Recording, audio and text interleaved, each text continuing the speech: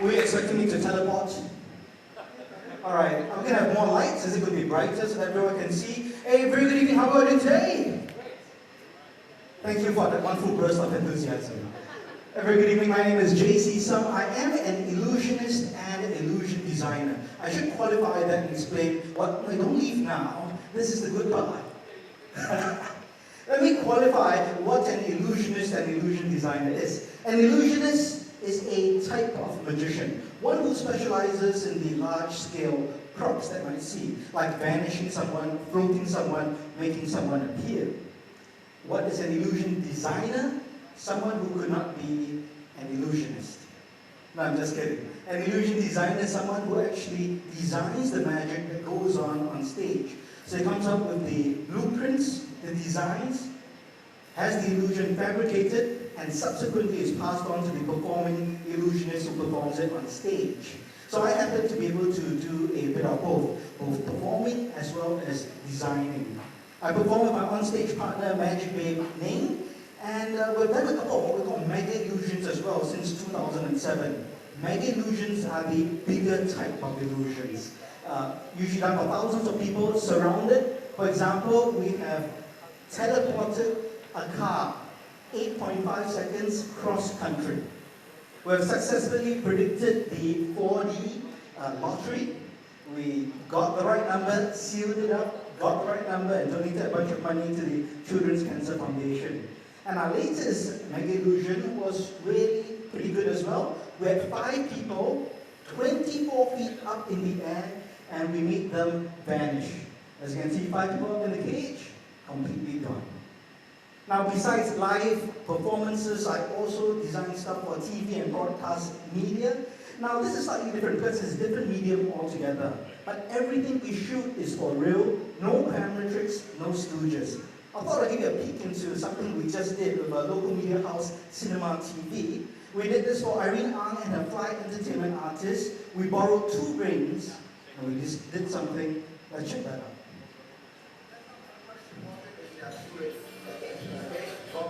Your ring will start on top of the table. Irene, your ring will start below the table. You can see through the glass. It's actually the real glass. I certified that. Okay, well.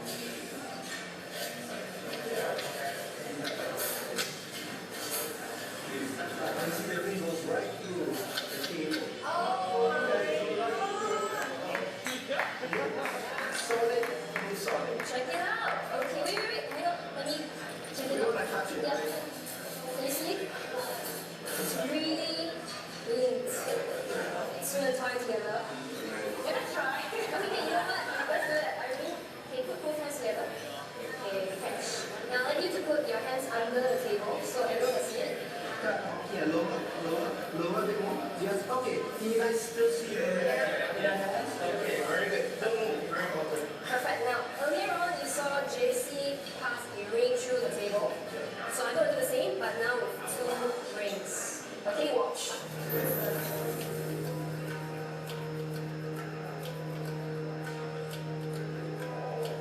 That's not easy.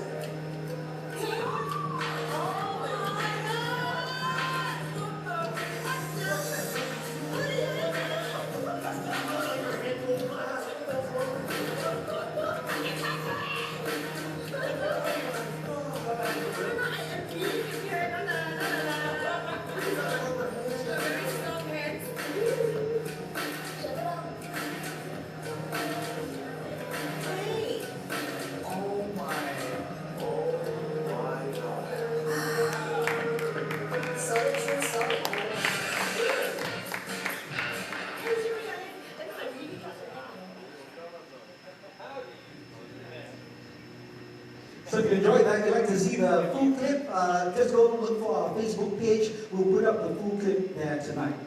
But after watching something like that, you're probably thinking, how did they do that? Or what goes on in a magician's mind? What are we thinking about? And that's really my topic for today, bringing you inside the magician's mind. What do we think about? Nothing? No, we go beyond that. We think about creating the impossible. Any good magician will be thinking every single day, almost every hour, how to create the impossible, to entrail, captivate, and basically bring an audience down to their knees, wondering how it could be done. So how does one go about creating the impossible? It starts off by defining what the impossible is. So it starts off with defining what magic is. Most of you are probably laymen on Harry Potter's world, muggles. So you might be thinking that magic is really about how it's done. The trick, the secret method behind the magic. But magicians do not define magic in that way. I definitely don't. Magic is never defined just by the secret method. Because if you reduce magic down just to the method, it ceases to be magic. It just becomes a trick. And good magic is really a total experience. A great magician, Paul Harris, said that magic is the art of astonishment. And if you think about it, all the arts can entertain, they can captivate, you can appreciate them. But magic is the only art that can also amaze you, hence the art of astonishment. I personally have a more philosophical definition for magic. I think it goes beyond just the moment of the performance. It is something lingering. It's something the audience experiences, brings back with them, and just for that split second believes that anything is possible. So we never reduce magic just down to the basic secret method or the effect. Let me give you an example. If you're eating a gourmet meal, your favorite meal, you spend $500 on this dish, you won't reduce that gourmet dish down to just the ingredients. Because there's so much more that goes to taking these ingredients and making them the gourmet dish. If you think about your favorite song from your favorite artist, something that you hum to yourself every day, or something that really you have an emotional connection with, you won't think about this song, and in your mind and in your heart, you won't feel it's just a bunch of notes printed on the score. And exactly the same way, magic is not just about the secret method. And that's where we start off. So at this point, you might be thinking, okay, that's all well and good. You might be thinking, well, how can I tell the difference between a trick and magic? So would you like to know? Getting better? All right. I will do something, let's see if I can find some money over here. Yeah, okay. A $10 note. Cameraman, if you can, you'd like to zoom in. I'll stay in the light so you can see exactly what's going on. People behind, can you see the $10 note in my hands? Yes. All right. Watch the $10 note, Singapore $10 note. We have, of course, our president's head. You can see it's facing the right way up. I'd like you to watch very carefully, because I'm going to fold it once. I'm going to fold it twice. 3 times. 4 times. Give it a blow. Believe it or not, when I unfold it, the $10 note is now upside down. I can see most of you are too stunned to applaud, but that is all right. Ladies and gentlemen, that is a trick. Because the secret method is apparent to you, hence it's reduced to a trick. So what is magic? Magic is if we could do the same thing, or the same $10 note, fold it once, fold it twice, 3 times, and the red becomes blue. And the red $10 note becomes $50. Now that is magic. And this is for you? That would be a miracle. So now we know the difference between a trick and magic. How do we go about creating the impossible? I'm going to show you 2 approaches how magicians and myself create the impossible. Approach number 1 is actually pretty simple. It's what all artists do. And in our case, it's to tell an impossible story. All art strives to tell a story. The artists bring you on a journey from start to middle to finish. In a magician's case, the finish, of course, is the magical effect. To help us along the way, we have some rules in magic. Some of you might be familiar with these rules, but I'll go through them anyway. Rule number 1, never tell your audience what to expect. Because if you know what's going to happen, you're psychologically prepared. Once you're psychologically prepared, it prevents you from experiencing the full effect of the magic. Hence, magicians generally never tell you what they're going to do in advance. It's the element of surprise. Rule number 2 is similar, or an extension of rule number 1, and that is never repeat a magic effect.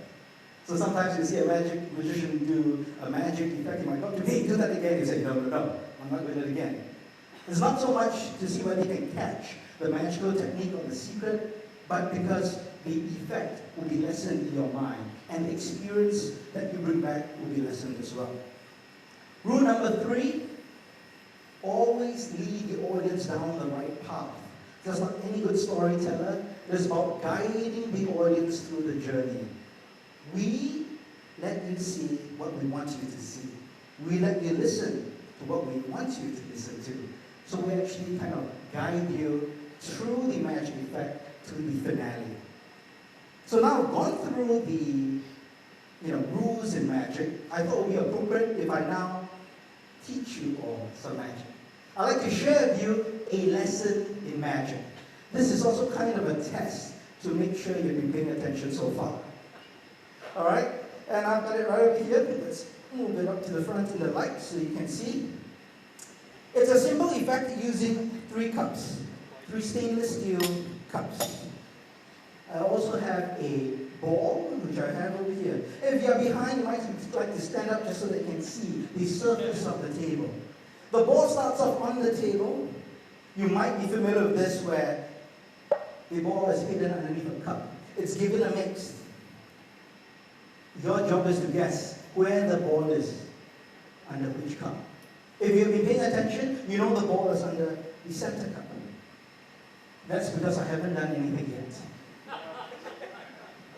Alright, so here we go. Watch the ball. It starts off underneath the center. Give it a mix, just like so. Where do you think the ball is? If you think it's under here, it is not. Because I've been misdirecting you, I've been using more than one ball. I will now teach you how to do this step by step. There are a few secrets. First is the secret setup. All magicians have secret setups. One ball starts off in the pocket before we start. I'll put it on the table for now. However, 2 balls start off underneath 1 cup before we even start. So when I first show the cups, I actually place the cups down onto the table, but there are actually 2 balls already underneath the center cup. So I say, watch very carefully to the ball. I cover it with the cup. The first time I give a mix, I don't do anything. That's to condition you, to make you feel safe. The second time, however, when I mix up the balls, I do a bit of sleight of hand. And I secretly steal the ball out from under the cup. Now, to give the illusion that there are 3 balls under the cup, as I lift up the center cup, I allow the ball in my hand to fall out at the same time, and it looks something like this. And that's how you do the mystery with the 3 balls and the cups.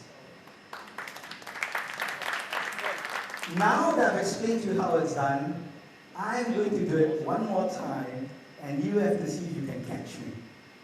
Alright? And here's your lesson in magic. Don't just watch the balls. You also have to watch the cups. Are you ready? Yep. Here we go. This time, 1 ball will start off under 1 cup. 1 cup for 1 ball, 1 ball for 1 cup. Did you see it? Because there's nothing under here. There are 3 balls under here. And over here we have the lemon. Now if you missed the lemon, it's because you have been watching the balls and you weren't watching the cup. cups. And that's your lesson in magic. And it also brings me to the final rule in magic: always have a twist at the end. And see who we have? How are you doing? This is where you can make a lemon twist after the show. Don't drop my ball, Samantha. It's okay. So now you have learned how some magic is done. How are we doing? You need some help? Aha! Very good. Give a big round of applause, ladies and gentlemen, Samantha. Don't drop the cups as well. So now you have learned how to do a piece of magic, and I've shared with you the first approach of creating the impossible, and that's to tell a story. Now the second approach is to make the ordinary extraordinary.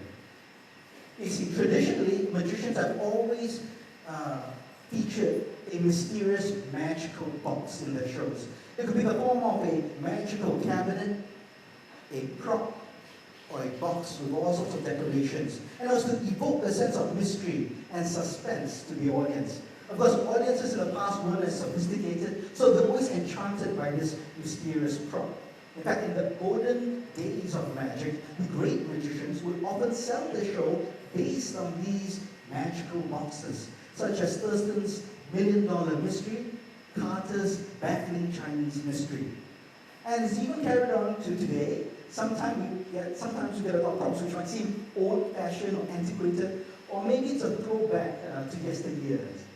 Personally, my shows, we try to be a bit more cutting edge, a bit more modern in terms of the look, the materials, and the design of our magic. But the trend today is actually to move away from the extraordinary prop. Those are the extraordinary boxes. However, now we try to make the ordinary extraordinary, just like with the cups and the balls and the lemons. They're ordinary items, but turned extraordinary with a piece of magic. And this is, of course, to make magic more fresh, more relevant for today's intellectual audience. After all, magic is an intellectual art. It challenges you as you watch it. So as an audience gets more sophisticated, the magic has to get more sophisticated. So I go around looking for ordinary things, and I think to myself, if it can become extraordinary. And this is a daily occurrence for me. I'll be walking in a shop, looking at furniture, looking at architecture, looking at various designs, and I'm thinking, can we do anything magical with it? For example, if you see a table, you think of putting your shoes in, a cabinet, you think of putting your shoes inside, I think of putting a girl inside. And let's see if I can cut her in half. You see a table or a coffee table, I see a very interesting modern platform where teleportation can take place. You see a fridge, you think of food. I think of something to put someone inside and see if we could transfer them from the top to the bottom. So we see all these ordinary items, and I always try to come up with extraordinary ideas. I've got one more photo over here. These are flight cases, ATA flight cases, airline transport approved. You might have seen medical companies, the military, sound and lighting equipment companies pack their equipment in these type of cases to ship them overseas. So they're very, very strong. And I brought one of these cases along right over here. And let me show it to you. I have a lock. Do me a favor, just hang on to the lock for now. Okay? Don't run away. We also have the box over here. And I'll show you all sides. This is just like one of those ATA flight cases, solid on all sides. The front is a bit unique, and I'll get to that in just a bit. Let me lock the case in place. Just like that. I've also got another item which Samantha is bringing out. This is what we call an all-round curtain, a piece of black fabric. It's very simple. It serves a singular purpose, and that's to enclose the entire case inside. So nothing gets in and nothing gets out. I mentioned that the front is unique. It is unique in the sense that it is a removable steel plate. And we're going to take that out. And you can actually have a clear view inside the empty case as well. If I could have the plate, let's let some people check this out. Here we go. Thank you very much.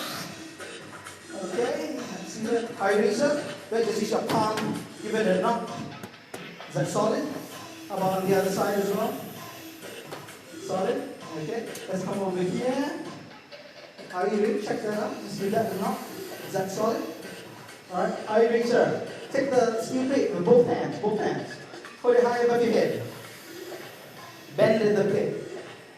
Probably not possible, okay? But you did a good job. Give them all a big round of applause. So, an ordinary steel plate. Well, ordinary except for a hole right there, and you understand why it's important in just a while. How's the lock, by the way? Is that good? It's a solid stainless steel lock which closes and opens only by the key right over here. So, how do we turn the ordinary extraordinary? In this case, we bring a case, we add a beautiful girl, we'll add some music, we'll add some drama, and we'll see if we can indeed do something interesting. You see, for hundreds of years, magicians have tried to escape out of locked boxes.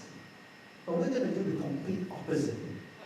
We're going to try to squeeze Samantha inside this case, but through that steel plate, through that 3-inch hole.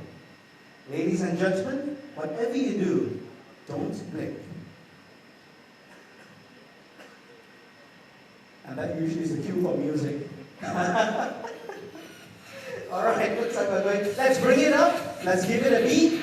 Sam, you ready? Let's do this.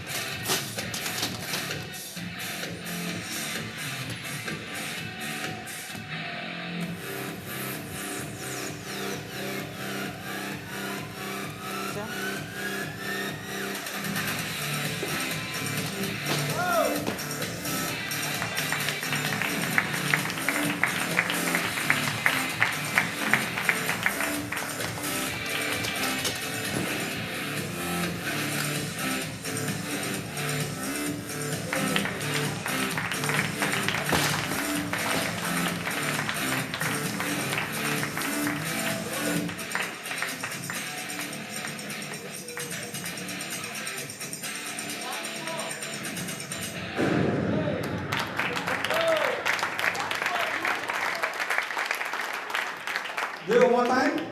The next show is this weekend. I'll see you there. Now, after you've watched this, and you have heard me speak for about 15 minutes or so, one thing that you might be thinking of, or at least if you go back, you might be thinking, you know, do magicians know how other magicians do their acts? In fact, I get the question a lot. Yes, okay, do you know how so-and-so does this? I'll answer the question in 2 parts. Part 1 is, simply put, at a very high level, yes, other magicians know how other magicians do their acts. But it doesn't mean that we can do them just as well.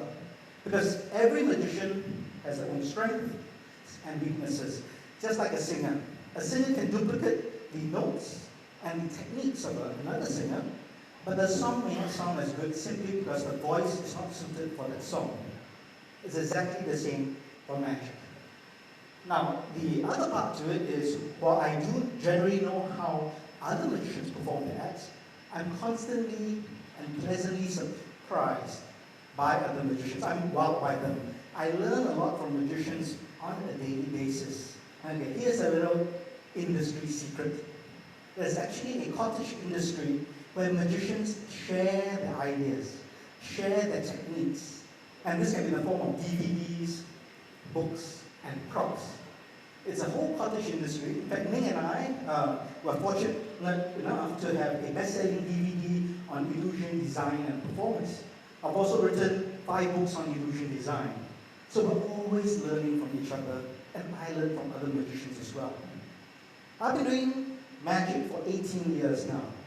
And besides the techniques, the principles of magic that I've learned, One thing that I've really learned is you can create magic even if you aren't a magician.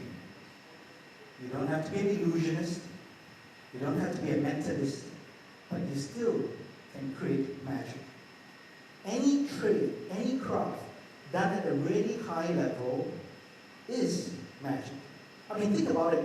How many times have you seen someone, interact with someone, watch their work, whether live on TV, you're inspired and you're wowed by what they do? That is magic in itself. Whether it's the tea tarik uncle who can defy gravity when he's cooling his tea, that is magic. Whether it's the social worker who has unconditional love and time for everyone, that is magic. For the teacher who molds young minds and creates our future generations, that is magic for the kids. And for the martial artist who seems to defy all human limitations, that is magic as well. So if one has the passion, the determination, the time, and the effort, anyone can create magic. Because after all, you are magic to your own audience. I'm JC Sung. Thank you very much.